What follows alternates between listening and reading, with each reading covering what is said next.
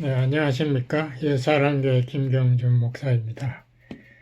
오늘은 용서받은 자의 책임이라는 그런 제목으로 말씀을 드리겠습니다. 본문은 마태복음 18장 21절 35절 꽤 긴데 제가 봉독하겠습니다. 그때 베드로가 나와 가로되 주여, 형제가 내게 죄를 범하면 몇 번이나 용서하여 주리이까? 7번까지 하오리이까? 예수께서 가로사대 내게 이르노니 7번뿐 아니라 70번씩 7번이라도 할지니라. 이러므로 천국은 그 종들과 회개하려 하던 어떤 임금과 같으니, 회개할 때 1만 달란트 빚진 자 하나를 데려오매 갚을 것이 없는지라. 주인이 명하여 그 몸과 처와 자식들과 모든 소유를 다 팔아 갚게 하라 한데, 그 종이 엎드려 절하며 가로되 내게 참으소서 다 갚으리이다 하거늘, 그 종의 주인이 불쌍히 여겨 놓아 보내며 그 빚을 탕감하여 주었더니, 그 종이 나가서 제게 100데나리온 빚진 동관 하나를 만나 붙들어 목을 잡고 가로되 빚을 갚으라 하며, 그 동관이 엎드려 간구하여 가로되 나를 참아 주소서 갚으리이다 하되 허락하지 아니하고 이에 가서 제가 빚을 갚도록 옥에 가두거늘, 그 동관들이 그것을 보고 심히 민망하여 주인에게 가서 그 일을 다 고하니, 이에 주인이 저를 불러다가 말하되 악한 종아, 내가 빌기에 내가 내 빚을 전부 탕감하여 주었거늘 내가 너를 불쌍히 여김과 같이 너도 내 동관을 불쌍히 여김이 마땅치 아니하냐 하고, 주인이 노하여 그 빚을 다 갚도록 저를 옥졸들에게 붙이니라. 너희가 각각 중심으로 형제를 용서하지 아니하면 내 천부께서도 너희에게 이와 같이 하시리라. 아멘.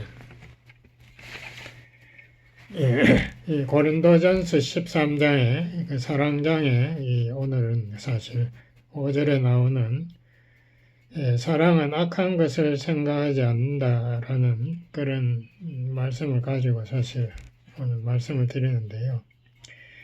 이게 제가 생각에는 번역이 좀 잘못되지 않았나. 왜냐하면 킹 제임스는 Love thinks no evil, 그 약한 걸 생각지 않는다는 한국 번역이 맞다고 나오지만은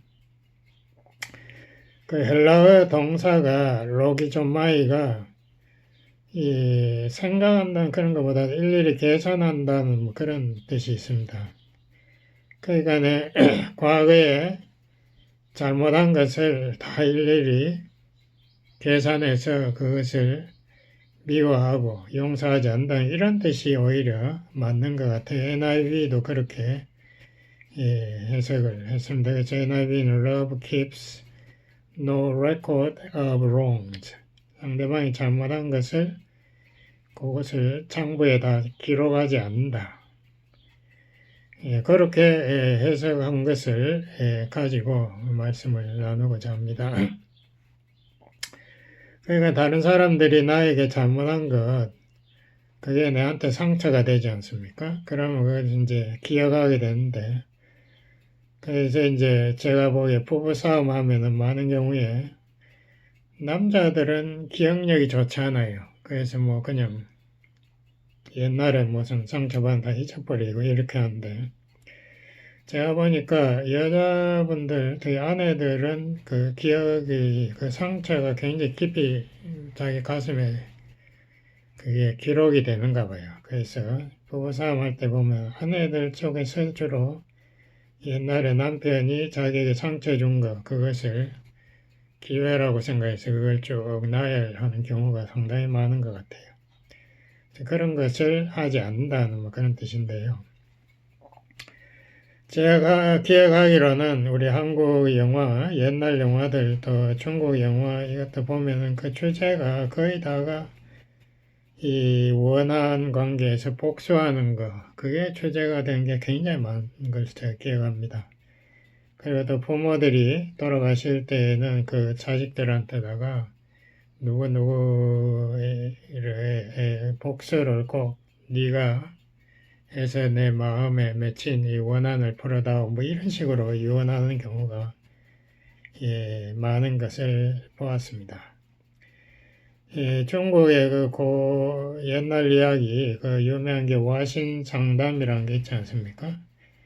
그게 중국 남쪽에 오나라 월나라가 서로 적이 돼가지고 계속 서로 싸우는 그 관계에서 진 사람은 와신, 장작 위에서 자고 상담, 이 간의 설계를 썩지 않습니까? 그걸 먹으면서 그것을 되새기고 복수를 한다는 이런 그렇게 함으로써 그 5월의 관계가 서로 간에 죽이는 관계가 그렇게 잘 됐겠습니까? 그러니까 5월 상담, 이 와신 상담이라는 거 이거 정말 사람을 죽이는 거죠. 욥기 5장 2절에도 보면은 그런 말씀이 기록되어 있습니다. 사람의 분노가 미련한 자를 죽인다. 참 좋은 말이에요. 우리 마음속에 분노가 있으면 그게 나를 죽이는 거예요. 상대방을 죽이는 게 아니고 나를 죽이는 거예요.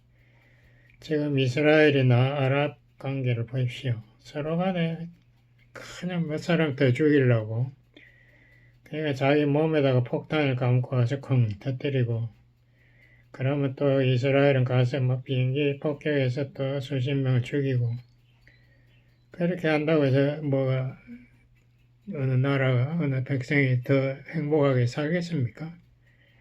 서로가 손해를 보는 어리석은 미련한 자들이에요. 그러다 서로 죽는 거예요. 이스라엘도 그렇고 거기 팔레스타인 사람들도 그렇고 다 서로 간에 원수라는 거, 이 분노가 무서운 거예요. 오늘 본문에 보면은 베드로가 질문을 했습니다. 왜 질문했는가 하면 랍비들이 그 당시 사람이 자기 잘못했을 때 3번까지는 용서해 주라고 가르쳤대. 3번도 사실 쉽지 않죠. 어떤 사람이 똑같은 잘못을 나에게 되풀이했을 때 우리 펄쩍펄쩍 뛰지요. 근데 그걸 3번까지만 용서해서 대단한 건데 베드로가 큰 마음 먹고 7번까지 용서해 줄까요? 하고 예수님에게 물었습니다. 그러니까 자기로서는 그냥 최고로 올려가지고 7으로 올렸는데 예수님 대답은 70번에 7번까지 용서하라. 490번, 말이 490번이지 그렇게 똑같은 잘못을 할 때에 그것을 받아줄 사람이 세상에 있겠습니까? 그거는 한계를 정하지 말고 하나님 용서하시는 그 긍휼의 마음을 가지라 이 말인데요. 오늘 본문을 보면서 제가 조금 말씀을 드리고자 합니다. 어느 왕이 자기 종들하고 이 빚진 것을 회개하려고 했다. 그래서 10,000달란트 빚진 종을 불러서 빚을 갚아라. 그 10,000달란트가 얼마인가 하면요. 한 달란트가 금 30kg쯤 된대요. 그러니까 30만 킬로그램. 쉽게 말하면 300톤. 3톤 트럭 100대에 금을 가득 실은 양이니까 엄청난 돈이죠. 그러니까 이 종이 가진 게 별로 없어요. 자기 가족 다 팔고 소유 다 팔아서 갚으라라고 왕이 명령하니까 자기에게 시간을 좀 주시면은 다 갚겠다. 이게 거짓말이죠. 그냥 당황했으니까 무조건 다 갚겠다라고 말로 태우려고 하니까 왕이 불쌍히 여겨서 전부 다 탕감해 줬다 이거죠. 근데 그 종이 나가면서 100데나리온 자기에게 빚진 동관을 만나서 그 동관의 목을 잡고 위협하면서 갚으라. 그 동관이 당장 금방 갚겠다라고 사정을 했지만은 그 감옥에 가버렸다. 여러분 대충 짐작하셨지만 이 데나리온 하루에 임금이 200불. 그러니까 100데나리온은 2만 불 정도 빚인데 10,000달란트는 10,000데나리온하고 똑같습니다. 그러니까 1만 달란트라는 것은 그게 하여튼 비교하면은 그게 엄청난 돈인데요. 제가 계산을 해보니까 한 달란트가 한 10,000데나리온 정도 돼요. 그런데 10,000달란트라면은 만에 10,000데나리온이잖아요. 그러니까 그게 1억 데나리온인데 거기다 200불, 한 데나리온이 200불이니까 그걸 곱하면은요 200억 불이 돼요. 그게 뭐 엄청난 돈을 빚진 사람이 탕감을 받았는데 자기한테 100데나리온 2만 불 그거 빚진 사람 그러니까 자기한테 100만 분의 1 자기가 탕감받은 액수의 100만 분의 1 빚진 자를 빚 안 갚는다고 감옥에 또 집어넣었다 이거지. 그걸 왕이 듣고 분노했다. 그러니까 저 종이 자기 탕감받을 자격이 없다는 것을 왕이 알고 내가 네 빚을 200억 불이나 탕감 네 평생 아니라 네가 1000년 동안 갚아도 못 갚는 그 빚을 1000년이 아니라 100만 년이 걸려 갚을 수 있는 그 돈을 내가 다 탕감해 줬는데 너는 그거 2만 불 1년도 안 돼서 갚을 수 있는 그 돈은 탕감 못 해주느냐. 내가 너를 불쌍히 여기는 것처럼 그 왕이 그렇게 했다면은 너 종은 똑같이 니도 불쌍히 여겨야 되는데 왜 안 해줬느냐.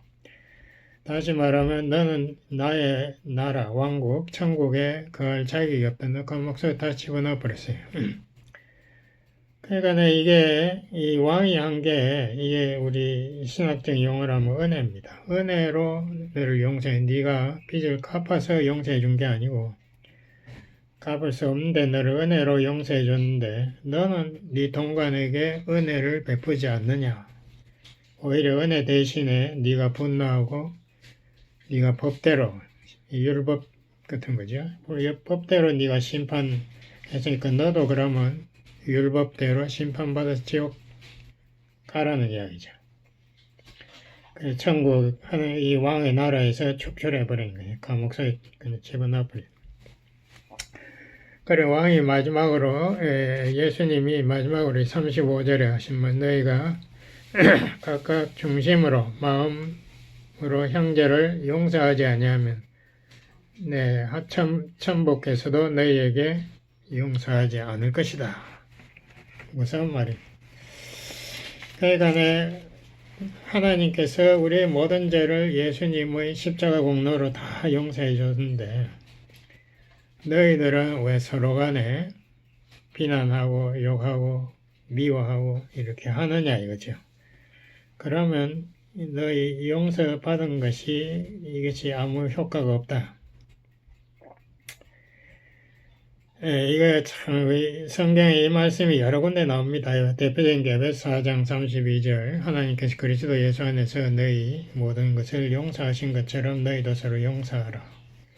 또 우리가 매일 기도한 주기도문에 우리가 우리에게 잘못한 자를 용서한 것처럼 우리를 용서하여 주옵시고 주기도문이 거짓말이 되거든요. 우리가 근데 성도들 중에도 용서 못하는 사람 너무 많더라고요. 뭐 대단하지 않은 거 가지고 그 일을 갈고 그걸 가지고 계속 끌고 그렇게 할 때 하나님의 용서가 자기에게 무효가 된다는 것을 깨닫지 못하는 그런 어리석은 사람들이 너무 많아요.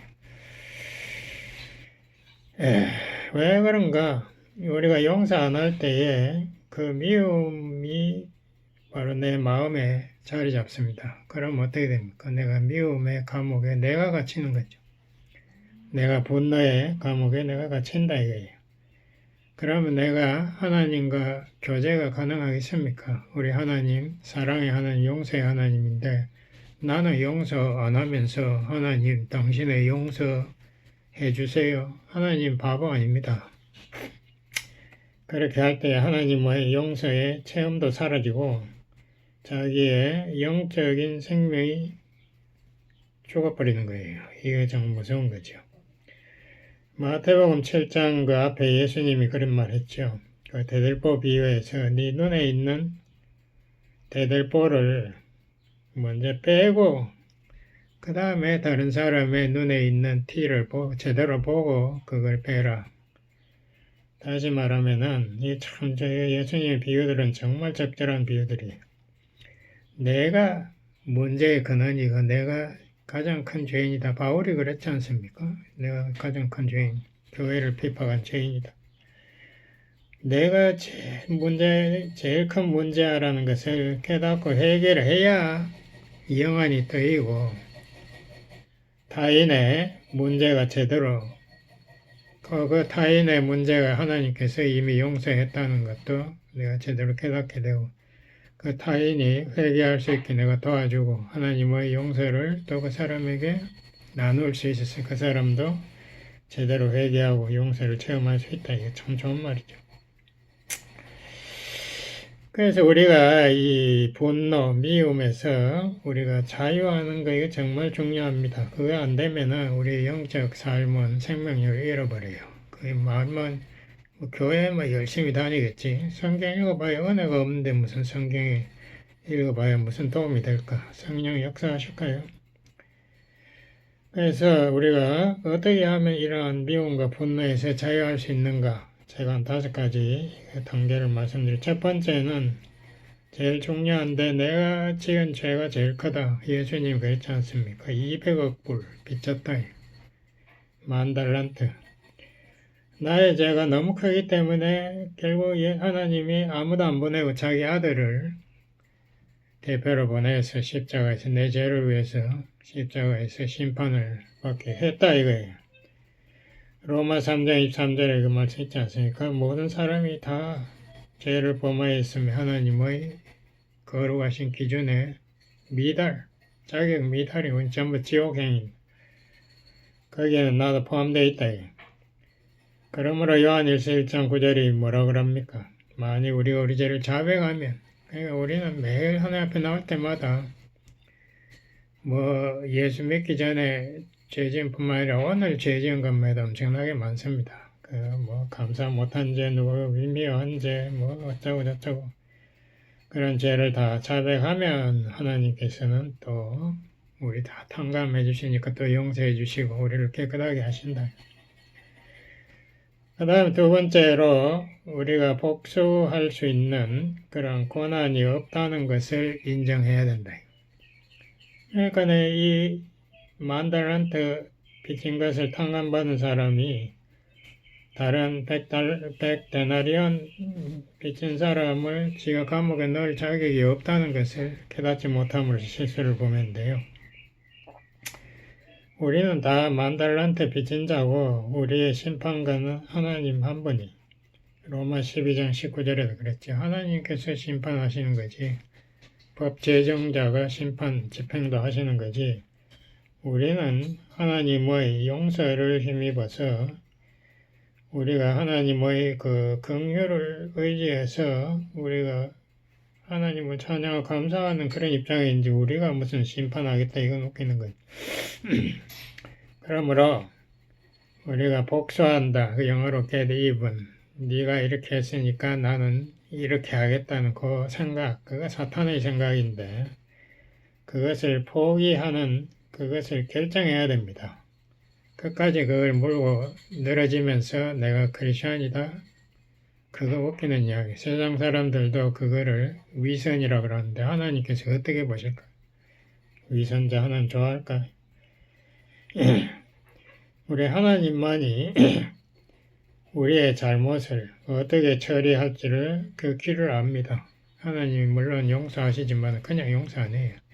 그 사람이 회개할 수 있고 자기 잘못을 깨닫게 해준다고요.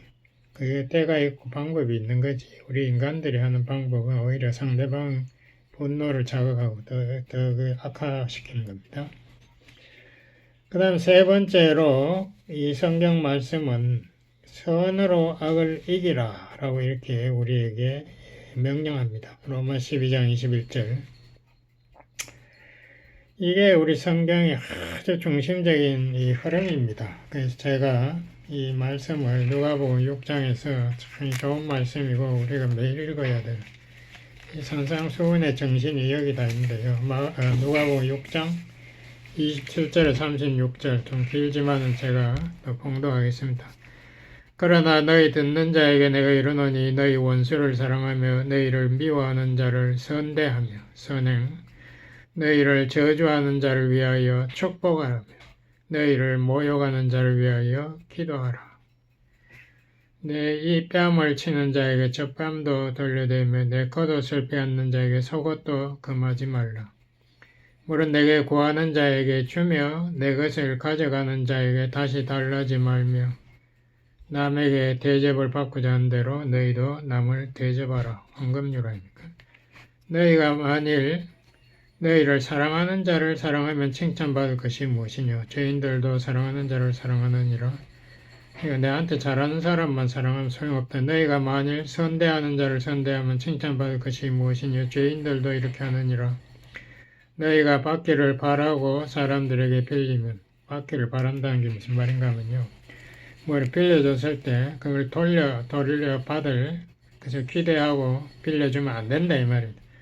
그 돌려받을 것을 바라고 사람들에게 빌려주면 칭찬받을 것이 무엇이냐. 죄인들도 의수히 받고자 하여 죄인에게 빌려주느니라. 오직 너희는 원수를 사랑하고 선대하며 아무것도 바라지 말고 빌려주라. 그리하면 너희 상이 클 것이요 또 지극히 높으신 이의 아들이 되리니 그는 은혜를 모르는 자와 악한 자에게도 인자로우시니라. 너희 아버지의 자비하신 같이 너희도 자비하라. 아멘. 이게 정말 자비라는 말은 정확하게 말하면 긍휼입니다. 영어로 mercy. 우리 하나님이 용서한 것처럼 너희도 용서해라 이 말이죠. 그게 결론이에요. 그래서 이것이 바로 성경에 나온 사랑입니다. 우리 사랑은 조건 없는 사랑이에요. 뭐 저 사람이 이렇게 했으니까 사랑한다가 아니에요. 죄인을 사랑하고 원수를 사랑하는 거 이건 무조건적인 사랑. 그게 은혜예요. 자격이 없는데 사랑해 주는 거. 그게 우리 하나님의 성품이고 우리가 그렇게 해야 우리가 하나님의 자녀로서 하나님을 세상 사람들이 증거하는 삶을 살 수 있는 거죠. 그 다음에 누가복음 6장 37절 38절도 제가 읽어보세요. 이거도 참 중요한 말씀인데요. 이거는 심는 대로 거둔다는 그 원칙을 다시 여기서 말하고 있습니다. 비판하지 말라 그리하면 너희가 비판을 받지 않을 것이요. 정죄하지 말라 그리하면 너희가 정죄를 받지 않을 것이요. 용서하라 그리하면 너희가 용서를 받을 것이요. 여기 나오잖아요. 용서하라 그리하여 너희가 용서를 받을 것이요. 주라 그리하면 너희에게 줄 것이니 그 후이되 누르고 흔들어 넘치도록 하여 너희에게 안겨주리라. 좋은 말씀입니다.